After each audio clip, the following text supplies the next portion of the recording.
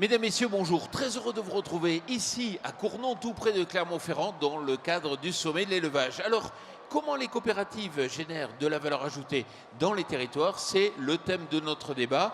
Je suis en compagnie de Michel Prug. Bonjour. Bonjour. Alors, Michel Bonjour. Prug, donc, vous êtes président de Coop de France, mais vous êtes aussi agriculteur et éleveur. Est-ce que vous pouvez nous donner quelques chiffres clés sur Coop de France? Coop de France est une fédération d'entreprises coopératives qui réunit 2600 coopératives, donc quasiment 600 qui travaillent dans l'agriculture biologique, pour partie ou pour totalité. Nous avons 3 agriculteurs sur 4 qui sont en coopérative et nous pesons dans l'agroalimentaire environ 40% de l'agroalimentaire. Très bien, merci beaucoup. À ma gauche, Laurent Vial, vous êtes éleveur, vous êtes administrateur à la coopérative Sodial et puis vous êtes surtout président de la section laitière de Coop de France Auvergne-Rhône-Alpes. Quelques chiffres peut-être sur Sodial? Donc Sodial, première coopérative laitière de France, très ancrée sur le territoire. Et ici, dans notre belle région Auvergne-Rhône-Alpes dont je suis résident, Sodial regroupe plus de 5000 productrices et producteurs pour 1 milliard de litres de lait. Merci beaucoup. Troisième débatteur, Maurice Chopin, vous êtes éleveur, président de la coopérative SICAGEB et puis secrétaire de Coop de France Auvergne-Rhône-Alpes. Quelques chiffres sur SICAGEB. SICAGEB, c'est une coopérative implantée dans l'Allier principalement. Quelques chiffres, simplement 1000 adhérents actifs, 36 500 animaux commercialisés, 1 tiers sur la boucherie et 2 tiers sur l'export. Alors Michel Prug, pour vous la toute première question, pourquoi les agriculteurs ont intérêt à s'organiser justement autour de la coopération pour accéder au marché? Bien, l'organisation économique des producteurs est quelque chose qui depuis des décennies est en débat en France. Les agriculteurs ont fait le choix pour ceux qui sont en coopérative d'aller au-delà de leur exploitation pour transformer et commercialiser leurs produits collectivement. J'ai souvent l'habitude de dire que du producteur au consommateur, c'est également par les coopératives, surtout quand le consommateur ne peut pas se déplacer dans la ferme pour aller chercher ses produits. Et si on revient au niveau d'une région, Laurent Vial, il faut prendre le micro, pourquoi dites-vous que la coopérative est un levier important justement au niveau de la région? La coopérative est un levier, je reviens à ce que dit Michel, c'est déjà un pouvoir économique que se réaccaparent les producteurs, donc c'est déjà le premier socle, et derrière, collectivement, ils peuvent gérer les apports de leur production, et pour ce qui me concerne, c'est le lait, et trouver les débouchés adaptés, la transformation adaptée, pour un meilleur retour au prix du lait. Alors justement, quand on parle de débouchés, l'export c'en est un, et vous, vous exportez 2 tiers de votre production? Oui, tout à fait. Disons qu'il y a une partie boucherie, mais une partie des animaux jeunes qui part à l'exportation. Ça concerne principalement l'Italie comme débouché, mais aussi d'autres marchés un petit peu plus différents, tels que l'Algérie et la Libye, par exemple. On a une demande pour des bovins de plus en plus lourds? Sur certains marchés, il y a des besoins sur des animaux assez lourds, parce que sur le pourtour méditerranéen, il y a une demande qui correspond à la production des animaux justement qui sont issus de cette zone-là. Ça veut dire qu'on va vers une segmentation de plus en plus forte des besoins? Il y a une segmentation, alors ça nécessite, et c'est justement là l'intérêt des coopératives, parce qu'elles connaissent justement tous ces marchés et elles peuvent orienter, et ces sources de valeur justement, orienter les animaux vers les marchés justement pérennes. Et la connaissance, c'est un point important pour arriver à bien mettre les bons animaux au bon endroit. Alors quand on va vers de nouveaux marchés, quand on va de plus en plus à l'export, il y a des fois des risques. Pourquoi vous dites que justement la coopération aujourd'hui est capable de limiter les risques? Si les agriculteurs se sont organisés dès l'origine en coopérative, c'est bien qu'ils voulaient se prémunir d'un certain nombre de risques. Le premier, c'était quoi? Le paiement, la garantie de paiement. Le deuxième, c'était garantir des débouchés, être sûr que la production de l'exploitation quitte l'exploitation. Et dans les statuts coopératifs, il y a une obligation de prendre la production des adhérents et de trouver un débouché sur le marché. Ça nous renvoie quelquefois au problème du prix payé à l'agriculteur, puisque on est obligé de trouver un débouché à la totalité de la production. Et quelquefois, ça peut se faire au détriment du prix. C'est pour cela que l'on voit une évolution très forte ces dernières années dans les coopératives, de segmenter davantage les marchés et d'accompagner les agriculteurs dans l'évolution de leurs pratiques agricoles, de leurs techniques de production pour avoir des produits qui sont plus adaptés au marché que l'on a ciblé, que l'on veut fournir. Laurent Vial, vous aussi, vous êtes bien sûr à l'export, mais le sourcing est toujours local. Oui, bah, c'est les fondamentaux de la coopérative, c'est déjà gérer les apports des sociétaires. Donc, en fin de compte, on joue sur la qualité, l'excellence alimentaire de la France. Elle est très bien plébiscitée au niveau international et ça nous ouvre des portes d'entrée intéressantes pour trouver de la valeur ajoutée. Alors, vous parlez de valeur ajoutée, justement en zone de montagne, comment la créer? Bon, la créer, déjà, pour la créer, il faut la bâtir, la partager avec le client. Aujourd'hui, dans notre zone de montagne, on ne court pas à la productivité volume parce qu'on a des handicaps structurels dus à la montagne. Donc, on cherche les segmentations les plus valorisantes. Donc, on les trouve dans le segment bio, qui est plébiscité sur l'Hexagone. C'est le seul secteur en croissance en lait de consommation, mais également à l'international. Sur des segmentations très à l'amont, type montagne, pâturante. Également, on cherche des segmentations nouvelles. Alors, comment augmenter la résilience, Laurent Vial, des exploitations? Bon, la résilience des exploitations, elle est très importante. Aujourd'hui, nous, producteurs, on est un peu dans le brouillard, fût-ce au démantèlement un peu de l'agriculture commune en Europe. Donc, pour avoir de la résilience, il faut des réponses sur le court terme. Pour exister demain, il faut déjà exister aujourd'hui. Donc, c'est redonner du pouvoir économique dans nos exploitations et aussi pouvoir se projeter. Donc, la résilience, les coopératives laitières l'ont largement répondu face à la crise depuis 2 ans et demi dans le lait.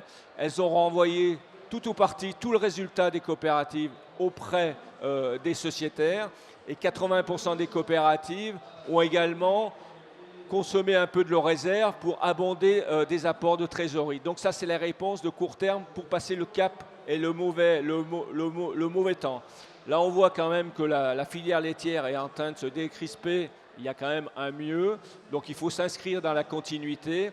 Et aujourd'hui, les coopératives bâtissent pour l'avenir, pour construire la rémunération dans les 5 ans.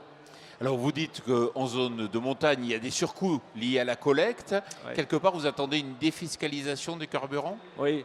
Au niveau de l'aide de la collecte dans la filière laitière, elle est indispensable. C'est un acte journalier, tous les 24 heures, 48 heures ou 72 heures pour quelques fabrications.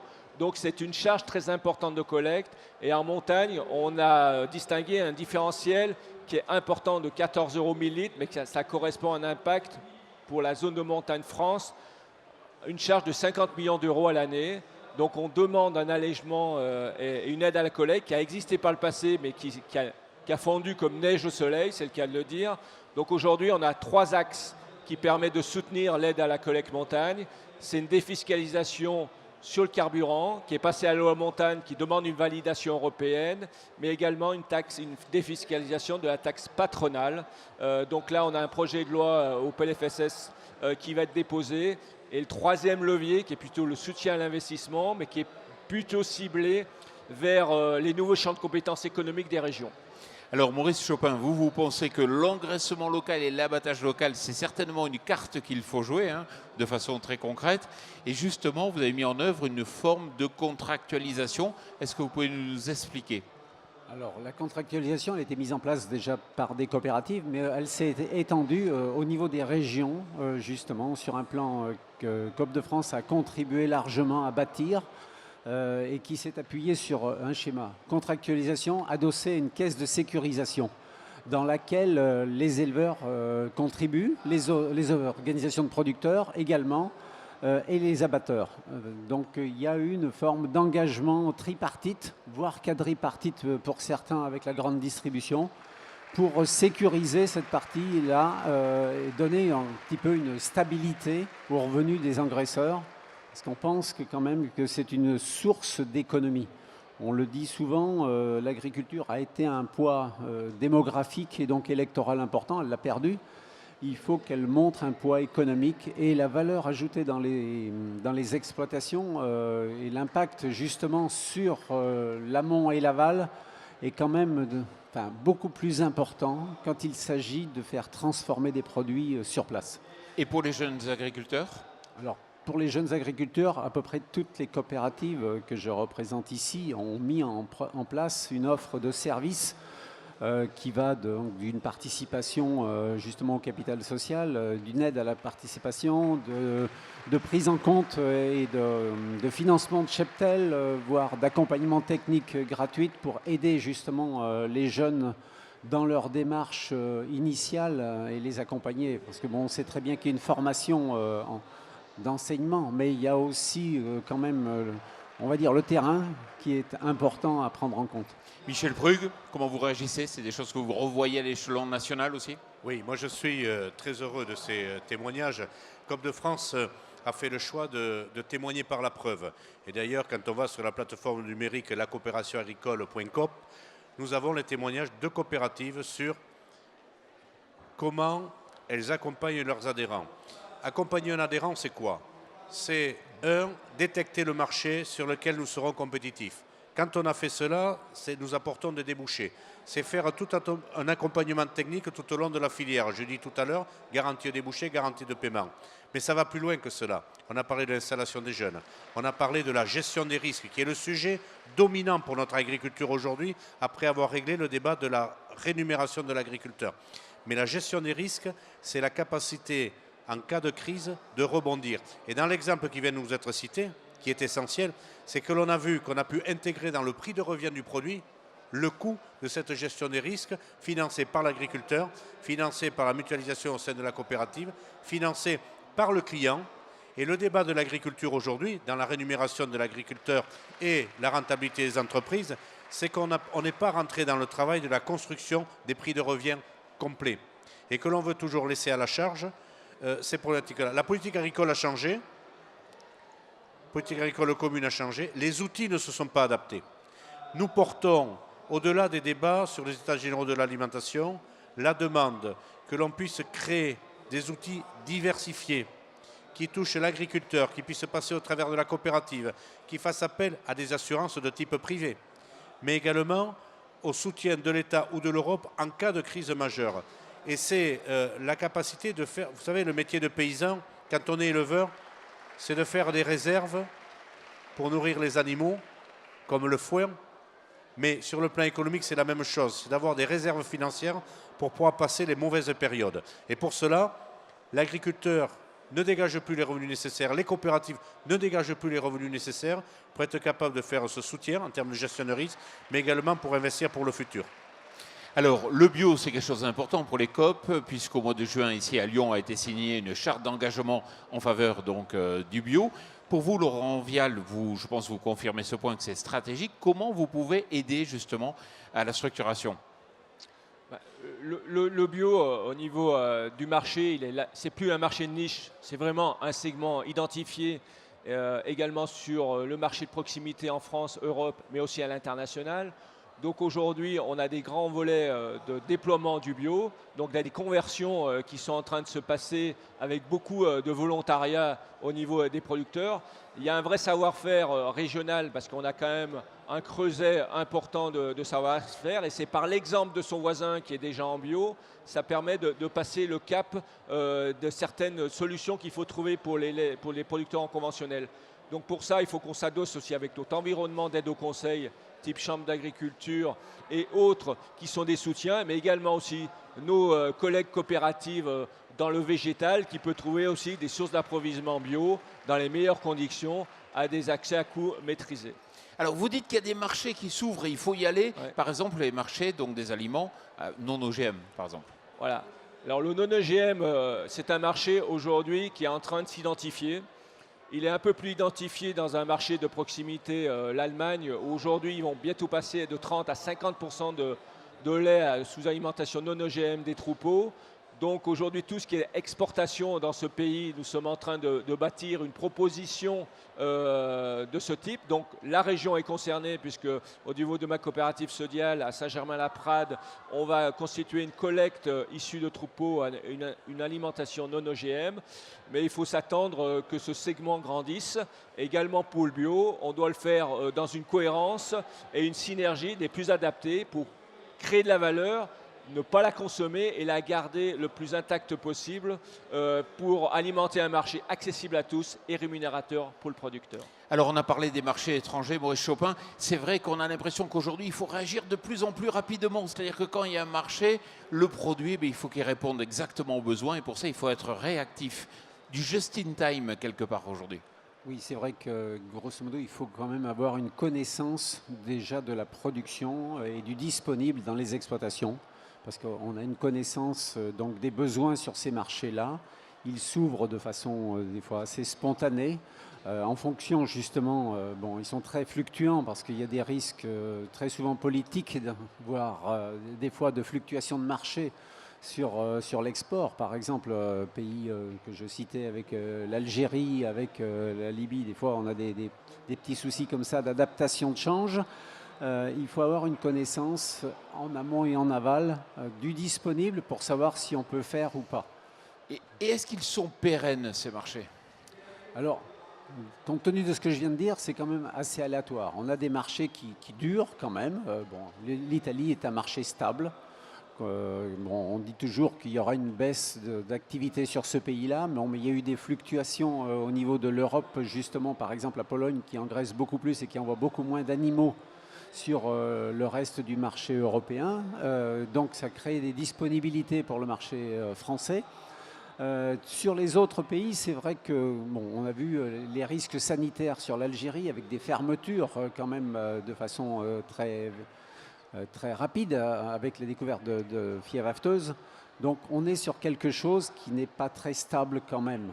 Bon, alors ça veut dire qu'il faut être présent sur plusieurs marchés, sur plusieurs pays, pour pouvoir offrir justement à nos adhérents la possibilité de pouvoir commercialiser l'ensemble de la production, comme le rappelait Michel Prug, parce qu'on a ce devoir, on va dire, envers nos adhérents, cette obligation de fournir des possibilités pour les animaux, l'ensemble des animaux. Laurent Vial, retour en France. Vous dites trop souvent on est quand même sur une culture de prix. Aujourd'hui, il faut passer sur une culture de marge. Oui. Qu'est-ce que vous voulez dire? C'était assez sensible dans la filière laitière où les prix à une époque étaient encadrés au niveau interprofessionnel. Donc, et toujours, on voit bien dans les débats, le prix du lait est toujours un indicateur de succès ou le sujet qui permet de rentrer dans les discussions. Aujourd'hui, on voit que l'important, c'est l'argent disponible dans les foyers. Donc, en fin de compte, la composante de nos comptes d'exploitation, il est parti d'un produit et des charges. Donc, avant, c'est la juste répartition de l'un et l'autre qui font qu'il y a une disponibilité pour les foyers. Donc il faut rentrer dans la résilience également dans le traitement des charges et beaucoup plus parler de marge que de prix qui en fin de compte le prix, tout le monde ne touche pas le même prix et tout le monde n'a pas les charges les mêmes au même niveau d'engagement de production. Alors nous arrivons au terme de cette émission. Une question chacun peut-être pour finir. Alors le thème de l'émission c'est générer la valeur ajoutée dans les territoires. Est-ce que vous savez, Maurice Chopin, quantifier le nombre d'emplois que vous générez sur votre territoire? Alors c'est très compliqué de répondre à une question comme ça. On sait que les coopératives sur cette région-là génèrent à peu près 16 500 emplois. Ce que l'on génère directement par le biais de nos coopératives en amont et en aval, c'est extrêmement compliqué parce que c'est vrai qu'on a des coopératives qui interviennent sur des zones qui sont en dehors de cette région et on a des coopératives multiservices. Donc sur cette filière-là, c'est extrêmement compliqué de pouvoir justifier pleinement le nombre d'emplois générés. Par contre, c'est vrai qu'on a quand même une volonté, je le disais tout à l'heure, de représenter justement au niveau de l'économie, essayer d'avoir un poids économique plus important parce que c'est quand même, l'agriculture est une entreprise et les agriculteurs sont des entrepreneurs, donc génèrent de la valeur ajoutée, génèrent de l'emploi et je crois que c'est ce qui doit nous conduire justement à essayer d'améliorer cette partie-là. Merci. Laurent Vial, vous êtes convaincu du modèle coopératif, mais comment vous le communiquez aux autres agriculteurs ou au grand public? Pour les agriculteurs, la communication elle est simple. Les coopératives appartiennent aux agriculteurs. Donc le message est clair. Appropriez-vous votre coopérative. Engagez-vous dans votre coopérative. Votre coopérative, elle est le fruit du résultat du collectif. Donc, en fin de compte, le résultat, il est clair et réapproprier le pouvoir économique collectif qu'est une coopérative. Merci beaucoup. Michel Prug, toute dernière question. Vous avez parlé des états généraux de l'alimentation qui se déroulent actuellement. Il y a de nouvelles attentes de la part des consommateurs. Comment vous pouvez y répondre? Peut-être avant de répondre à votre question, je rebondis sur la question qui a été posée à Laurent. On parle beaucoup d'économie collaborative. On parle beaucoup de collaboratif en France aujourd'hui.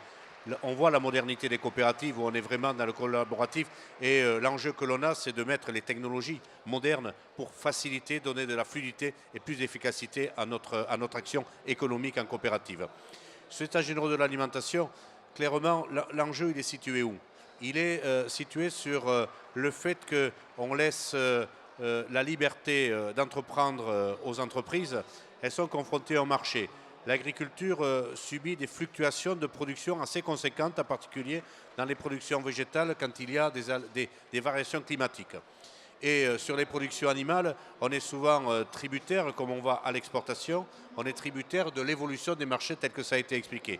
Donc ce qu'il nous faut là-dedans sont des outils de gestion de risque et d'adaptation de l'offre et de la demande. Et il faut que l'autorité de la concurrence soit plus sensible à ces enjeux-là et ne soit pas dans une attitude doctrinaire où il n'y a que le prix et le risque consommateur qui soient pris en compte. Le deuxième sujet, et ça pourra vous être témoigné par beaucoup d'industriels, qu'ils soient coopératifs ou non, c'est que quand vous êtes en France, vous avez de grosses difficultés à créer de la valeur face à nos clients qui sont très structurés, qu'ils soient dans la grande distribution ou dans la restauration hors foyer, et que vous avez plus de création de valeur quand vous êtes sur les marchés internationaux où nos clients ne sont pas des enfants de cœur non plus. Mais il y a une attitude qui est tout simplement que quand il y a une fluctuation forte des prix des productions agricoles ou d'un certain nombre d'intrants comme l'énergie, il y a plus facilement une réaction pour transférer vers le consommateur une partie de cette augmentation de prix. Ce que nous ne retrouvons pas en France, dans le cadre des états généraux de l'alimentation, Coop de France demande en particulier, comme l'a prévu la loi Sapin II, une obligation de renégociation. La loi Sapin II ne prévoyait pas l'obligation de résultat. Nous, nous demandons à ce qu'il y ait une obligation de mise en œuvre de renégociation et de résultat. Le résultat sera ce qu'il sera, mais qu'il y ait une obligation de résultat. Car on sait que quand les cours partent à la baisse, il y a une renégociation immédiate demandée par les clients. Quand c'est à la hausse, on n'y arrive pas. Et c'est pour cela que nous arrivons dans une situation où l'agriculture est en difficulté parce qu'elle ne peut pas répercuter cette variation de prix.